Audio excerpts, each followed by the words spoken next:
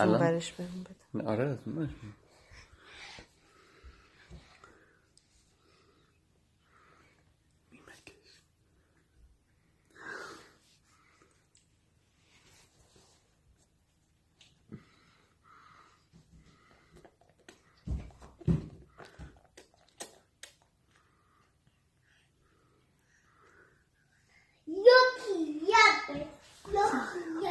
چرا میخواد با دسته بگیره؟